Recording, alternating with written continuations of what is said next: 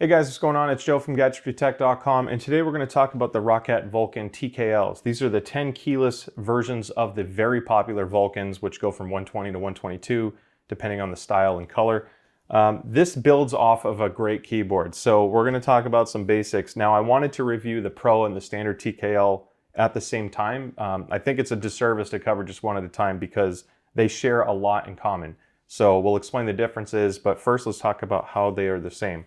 Aesthetically, they look nearly identical to each other. They actually have the same weight at 660 grams. You get the same button layout. Everything looks identical with exception of the bezel. The standard mechanical version, which is $130, has a slightly lighter bezel to it. So it's almost like a brushed gunmetal or aluminum look on the outer edge, whereas the Pro, which uses optical switches, that one sells for $160. The entire bezel is black and it matches the rest of the keyboard. Now, both of them have an aluminum top plate. They both come with USB-C detachable cables. Now, the Pro at 160 comes with a braided USB-C cable. The standard Pro or standard TKL is a rubber cable. Both of them have excellent bite, if you will, so I'm not worried about the cable falling out. It has quite a bit of pressure and tension to insert and remove it. So the polling rate is 1000 hertz on both. They both have the same multimedia key functionality. Literally consider them identical keyboards outside of the way the cable looks, the bezel, and the mechanical operation or the keystroke operation. So we'll talk about those in a moment. However, this is a great keyboard. I mean, I talked about the removable cable. This has an aluminum top plate, very, very stiff. The back of it, I actually like how large the rubber feet are. So if you have a hard surface and you're concerned about it slipping around, this has some weight to it. It's a decent weighted keyboard, but having that much surface area to make contact with the desk will help make sure that if you're in an intense situation, it's not going to be, flopping around or anything like that. So I love the way it's built. Now, there is a growing scene of custom keyboards. A lot of people are building their own, getting custom keycaps, etc. So I like that ROCCAT is kind of embracing that a little bit by having a detachable cable here. You can, of course, change the keys on this. I found that the design, these are basically very shallow keys. So it's not a low profile keyboard, but it looks more low profile because the keys themselves are extremely thin. The reason why they do that is to show off this insanely good lighting. I mean, every single color is bright and vibrant and it looks really good. Now it takes a little bit of getting used to as far as the feel goes, because you have a little bit more of a gap between the buttons or the keys themselves. A day or two of use and you should get used to it, but it feels a little different when you first start messing around. So both of them have onboard memory. You can change lighting profiles. You basically do not need to install the Swarm software to benefit from this keyboard and a lot of the functionality it has. However, if you install the Swarm software, you can get more out of it. So the reason why I have this laid out here and I have the new Burst Pro mouse next to it, as you can tell, the lighting scheme is very similar. What's really cool about the AMO intelligent lighting system is I can, as I adjust the volume here, you'll see the mouse in the right side of the keyboard change, and you can see it as I'm going down. It's changing colors and everything's in sync with each other. Also, if I hold down a key, you can see it kind of bleed out from that key and go out. So there's some really nifty little things that the intelligent lighting has. It's not just a color profile where it, cycles on its own. It's smart and it links it all, and it does tie into their RGB mouse mats and the ELO headset behind me. If I can move my head, you can see it up there. So I love that it all ties in. Okay, so now that we've covered a lot of what's similar with these keyboards, let's talk about what makes it different and why one costs more than the other. So starting with the standard TKL, base features are you get two different mechanical switches. So you have the linear switch, which, and by the way, both have 3.6 millimeters of travel. Total travel distance is identical. The linear switch has a 1.4 millimeter actuation point, and the tactile switch option is a 1.8 millimeter actuation point. Both of them are really good. They're very easy to type with. I'm using the linear switch. There's enough movement there where there's some play before the actuation point happens. So if you like to type a lot or very quickly and you're worried about accidental keystrokes, the actuation point is forgiving enough. Now, it's still very quick, of course. Mechanical switches are rated at 50 million keystrokes, and it's your standard mechanical switch. It's not a bad thing, but it's what you would expect, just without all the crazy noise. There's not a loud clicking sound. So You can tell it sounds pretty normal, and there's the bottoming out is, you know, pretty solid. It's not rubberized, so you can feel kind of a hard landing. Now, one thing I do want to talk about, the control, like as far as the keys themselves, the stabilizers inside the key switches is absolutely ridiculous. I mean, this is like, I could almost move the keyboard off a single key and I don't think it'll move that much. I'm pretty sure this is going to stay in its place. They have almost no wiggle to them, and the advantage to that is if you're pressing slightly off from the key, you're not perfectly centered, you should still have a very smooth actuation and you won't feel it, it won't come across as sticky in any way. So I love the stabilizers on this. Again, as I expect with ROCCAT, for the price, the build quality is top notch. So they continue that from the success of the Burst Pro that we covered recently. Now the Titan optical switches, so that's basically what it is at 130 for the TKL. If you get the TKL Pro, you get these Titan optical switches. Now they are rated at twice the amount of keystrokes, so they're 100 million keystrokes versus 50 million keystrokes. Usually when you get to that point, you may be getting a new keyboard anyway, but it is nice to know it's extremely reliable. Now, they have the same pressure, so they both have about 45 grams of actuation force before the keystroke is registered.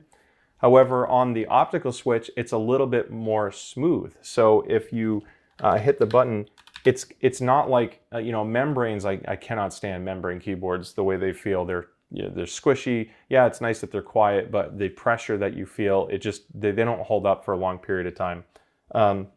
This has some of the benefits of a membrane without any of the drawbacks. Basically, it's just butter smooth top down, and you don't have, I guess, that traditional higher force mechanical feel. Now, honestly, because it's so smooth, it actually feels like there's a lower actuation force to get the keystroke to register.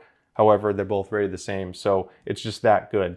Honestly, the advantage with an optical switch is how fast, as soon as you get to a specific actuation point, it's lightning quick. There's no in between where the mechanical switch is, you know, coming down and making contact. It's like lights out, it registers that instantaneously. So the reason why you would get the optical switch is not really just for the longevity, because they're both 50 million to 100 million is both insane. You get it for the response time, the smoothness, and if you like to button mash, if you're hitting buttons very quickly and you want it to register every single one, chances are the optical switch is going to be more consistent. So if you're just looking for the ultimate, go with the optical switch. If that isn't a critical thing, at 130 you get all the benefits of the TKL Pro minus that actuation feel, which is, you know, the very smooth linear feel. I think they're both excellent keyboards. Now, as far as drawbacks go, there really aren't many at this price point because the build quality and key switch capability is so good. The only thing I didn't like is there's no dedicated lights for caps lock, game mode, etc. What happens is when you enable caps lock, the caps lock button will turn white. Not a big deal, it stands out, you know it's on. However, if you have an all-white keyboard, I guess that would blend in. But it doesn't let you customize what the active color is, and there's no dedicated light. So I do want to point that out. It's there, and that happens the same thing with game mode. You know, if I hold down function and hit page down, game mode is now enabled, which means my start menu button no longer works. So if your start menu button stops working, hold down function and hit page down, and you can see even the lights interacting. So I wish there was some dedicated status lights. You can't reassign the mute button, as I said earlier. I feel like for some reason the volume knob, they should be identical. I think this is just the way it happens through manufacturing, but the mechanical version has a slightly stiffer volume knob. It takes a little bit more force, feels a little bit more, I guess, crunchy inside compared to this. They both have a textured feel, just like a scroll wheel does on a mouse. So you can feel the little teeth inside as you rotate it. But lighting is excellent. Now this, when it's this well lit and this open, if you are a dirty eater, you know, if you're eating and having crumbs at the keyboard area, you're going to see dirt and dust more easily on a keyboard like this versus it sinking down in between the keys and disappearing into a keyboard abyss. So keep in mind that you're going to want to keep this clean. It'll show dirt more easily. It's not necessarily a bad thing because it looks so good when it's clean, but if you like to eat chips, first don't. But if you do, this is going to show a lot. I really don't have any other complaints. Again, just the dedicated lights would have been cool. But I think between the build quality, how insanely bright the lighting is, and how little the wiggle is, I mean, like again, the stabilizers, the control is excellent. Now I'm going to show you the Swarm software real quick because this is the same pretty much for both keyboards. Not a lot to worry about here. Basically, you can do sound feedback for certain kinds of keystrokes. You can change how fast characters repeat if you're holding a keystroke down. You can reset it, but with regards to key assignment, you can obviously reassign every single key and make it what you want. You can also do what's called the shift key or shift plus key. So if you hold down the shift button, you can have the same key do something else. So it kind of expands that functionality. And again, just like all the other ROCCAT hardware, if you have several games that you like having your own pre-assigned keys to, macros, whatever they may be, you can have it so when that game or program launches, all of those macros will switch the keyboard automatically. I usually recommend changing your lighting profile to go with the key assignments. Basically, profile 1 will change the lighting and your macros and button assignments. That way you know it properly switched and you're not confused. So the AMO intelligent lighting, like I said, I absolutely love this functionality. It's been my favorite because I like a seamless integration with my desk. So I like that the mouse and keyboard match. However, if you do want to customize it, you can, on custom mode, customize every single key. Now, the W key actually has a little textured notch to it because this is a gaming keyboard, so I like that. But you can pre-assign groups, so I can make this red if I want, and if I hit apply here, now on my TKL Pro, which is what I'm on right now, I have the red WASD and the rest of it's white. So there's really cool, nifty ways you can customize your keyboard, both brightness and speed. And again, if you don't have the Swarm software on your computer, it's not the end of the world. Some of those profiles are built in and you can just hold down function and hit left and right arrow to toggle between it. Okay, so now it's time to do a sound test. And I want to show you the differences between the two because they're actually nearly identical. First, we're going to use the ROCCAT Vulcan TKL Pro, which has the optical switches. I'm going to hit the space bar a few times. Shift.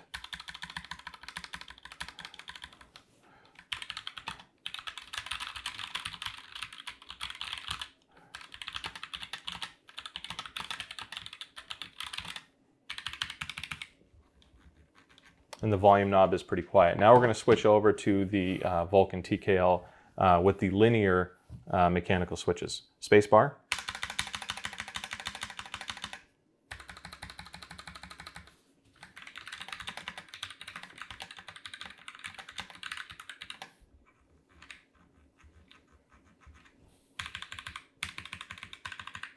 So now I'm going to put them both side by side and we're going to bounce back and forth. So first I'm going to do the space bar of the TKL Pro. Now the standard TKL. Pretty much identical. Let's hit the same character a few times. So I'm going to start with H. And that's the TKL Pro. Now we're going to do H on the standard TKL.